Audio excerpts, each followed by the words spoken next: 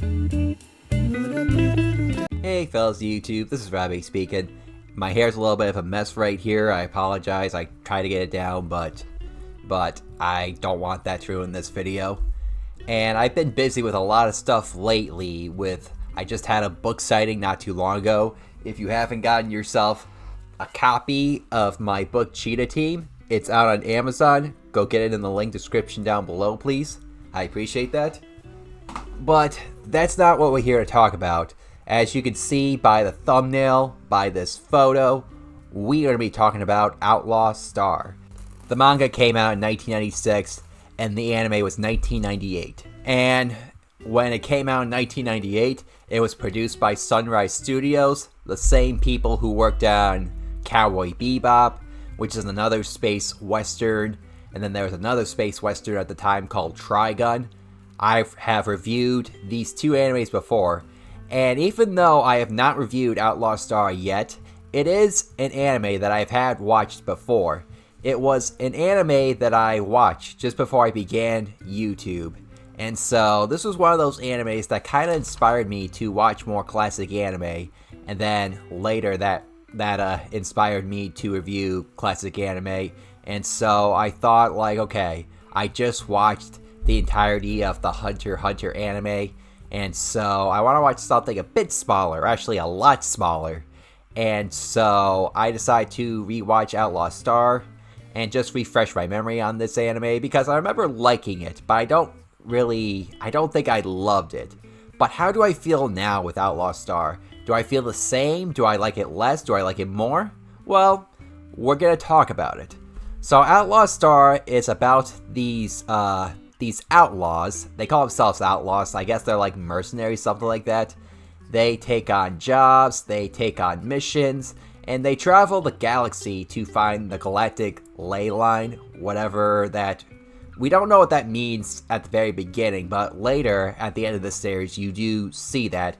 Without giving spoilers away, this is a spoiler-free review, do not worry. But it takes about 26 episodes for them to get to this galactic ley line. And so they travel in the ship that they call the Outlaw Star, and it's a pretty unique ship compared to the Bebop ship. This ship is pretty cool. Like, I just love this ship, but I'll talk about that more in the animation discussion part of this video, like that segment. But yeah, Outlaw Star is a series that has a balance of comedy and drama. And so there's also a lot of action. There's also a lot of anime tropes. Like, there's a lot of fan service. Out of all three of the space western animes of the 90s, I feel like this one has the most anime tropes.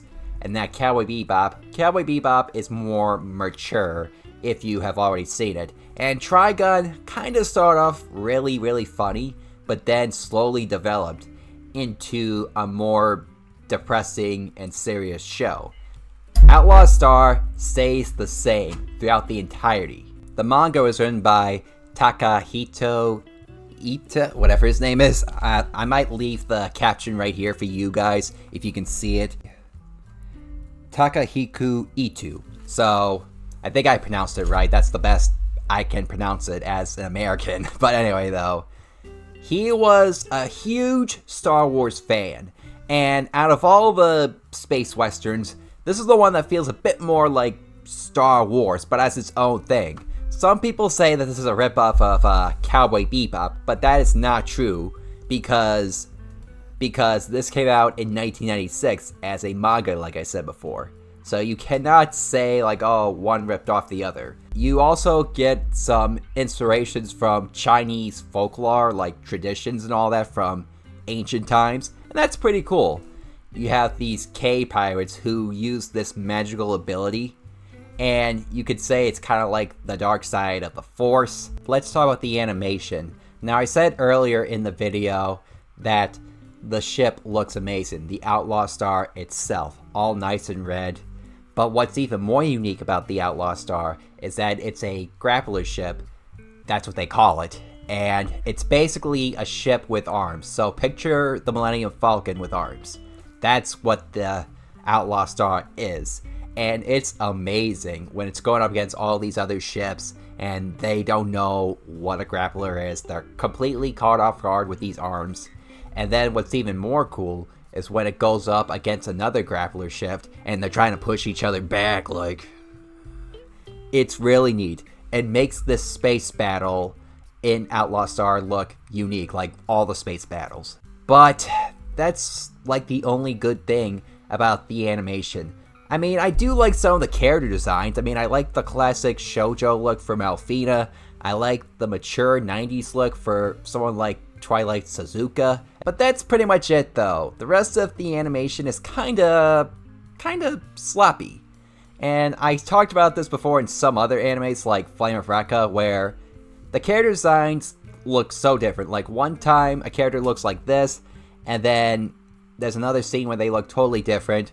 Or there's like a fight scene where it just looks like a bunch of shapes just dancing around each other. Like, this is a fight between two characters. I just try to take this show seriously as I can with those fights, but it just can be really distracting at times and just take away the quality of all that. And this is done, like I said before, done by Studio Sunrise. I mean, look what they did with Cowboy Bebop. I mean, we all enjoy the animation in Cowboy Bebop, and the same goes for, I think they worked on Inuyasha, where that animation looks good too. And here's an anime from 1998, and people say like, oh, cut it slack, it's from the 90s. But like I said, Studio Sunrise did really good animation at the time. I mean, I guess the only thing I could say maybe why they didn't do a good job with this is maybe they didn't have the budget for it like they did with Cowboy Bebop. Maybe they were just like, okay, we won't give this a very high budget with like we do with Bebop. So that could be the case. I could be wrong. And now on to the music. This opening is amazing. Rather, this is one of your favorite animes or not, you gotta admit that opening really sucks you in with an 80s heavy metal tone. Like, I have to listen to this song every time I'm about to watch an episode because it's just that amazing. It really fits the tone of what Outlaw Star is, and maybe the animators were inspired by the 80s back then. I mean, Star Wars Episode 5 and 6 came out in the 80s, clearly, so maybe they just wanted to fit that tone of that era. Now on to the characters. And so we're going to start off with Captain Starwind, the captain of the Outlaw Star. You have in Star Wars Luke Skywalker and then Captain Starwind. So another inspiration from Star Wars, I mean, if I had to guess. But Gene is nothing much like Luke Skywalker. He's a bit more like Han Solo, where he could be a bit of a jerk, and he's also a really good gun shooter. Like, he just knows his way with guns, no matter what type it is. Like, he has this one gun where it shoots like, not like a bullet, but it's like this gun that can compete with the magic that the K-Pirates possess. It's pretty cool. But as a person, his personality, Gene is kind of a pervert, where he likes to feel girls' butts and everything, and he likes to take them home, sleep with them, and then just have them go by their day. A one-night stand, basically. But Gene is a really good captain, a good leader, where he knows how to lead the crew of the Outlaw Star through missions, through the dangers of space and everything. And he's also a caring person, like he cares for his crew. And he has great chemistry with them as well, especially with Malphina and his sidekick Jim Hawkins. I'll talk about those characters in a bit, but Gene also has a phobia of space, where something happened in the past where that made him really scared of space, but as the series progresses, he tries to overcome that fear, like get out of his comfort zone. And I feel like that's the only inspiring thing about Gene, is that we want to overcome our fears, but it's not easy. So if Captain Starwind is the Han Solo of the series, Jim Hawkins is his Chewbacca. But Jim is more smarter. Not just smarter than Chewbacca, but more smarter than Gene. Like, he is the brains of every single operation. Like, Gene would not survive without Jim. Like, you gotta give Jim credit for that. Now, sadly, Jim is not much of a fighter. He doesn't really fight too much. I mean, the only fighting that he does is on the Outlaw Star, where he helps pilot the ship. But Jim is still an interesting character. There's one episode where they stop somewhere at this space station, I forget what it's called, and he comes across this girl about his age, and they have great chemistry, but that episode, without giving spoilers away, that episode gets dark towards the end. Like, I felt so bad for Jim. And now on to the android, the navigator, Malfina. She has the personality of a Disney princess, where she's just so sweet and kind and befriends everybody that she comes across. She always gives you the best first impressions. Like, she's just that good of a person, while also being very useful with the Outlaw Star. With her being the navigator, she helps guide them. But Malfina also has her own problems, where she's trying to figure out where she came from, like what her origins are, if she came from a family or whatever.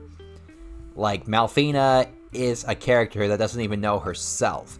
And throughout the entirety of the series, she tries to figure out who she is and where she belongs. And then you have Aisha, who is a member of the Qatar species. And the Qatar are just one of the strongest species in the galaxy.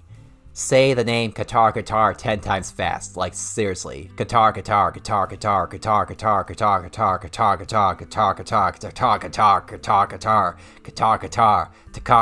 I think I said it 10 times, guys, fast, so yeah.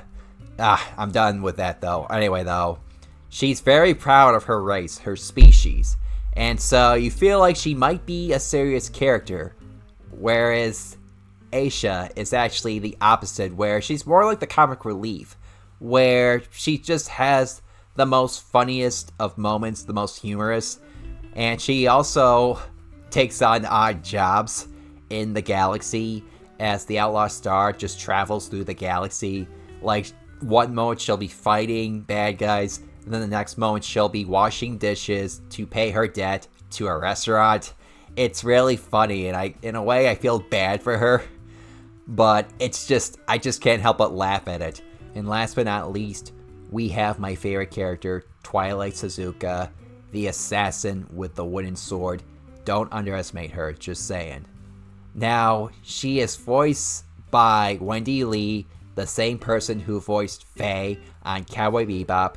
But I don't really, when I hear her voice, I don't picture Faye. I picture a totally different character. A character with a code of honor, a character who has some charm, a character who could be taken a bit seriously, and a character who just likes to be entertained by her fellow crewmates on the Outlaw Star. Whenever she travels with the Outlaw Star, they stop somewhere and she tries to collect a bounty without them. She just does it by herself. She's pretty much one of those characters, I work alone. And so she's pretty much just saying, like, go fuck yourselves, I'll see you later. Like, my only complaint with this character is that I feel like she is the one member that has the least amount of screen time. Like, we don't see a lot of her fights. Like, it's very off-screen, and she doesn't have an episode of her own, like the other characters do. Like, I've talked about that with Jim. But with Twilight Suzuka, I would have liked an episode where she just travels a space station and collects bounties and stuff. That would have been a great episode. And speaking of Suzuka, look at this photo right here. I mean, just look at it.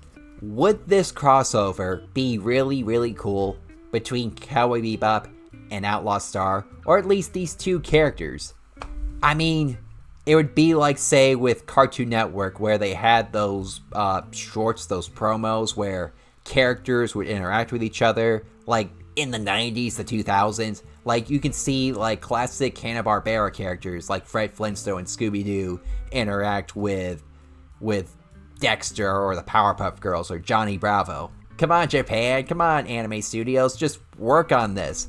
Like, you guys could be doing something great with these characters. I'm just saying. Outlaw Star is probably my least favorite of the 3 space westerns. Cowboy Bebop and Trigun are just better in my eyes. But I still enjoy Outlaw Star. I enjoyed the great moments, I enjoyed the characters, I enjoyed some of the fights, and I enjoyed the ending. And I'm gonna give Outlaw Star a 7 out of 10. Do I recommend this to you guys? Yeah, I think you guys would enjoy it if you like the space genre. What'd you guys think of this anime? Did you like it?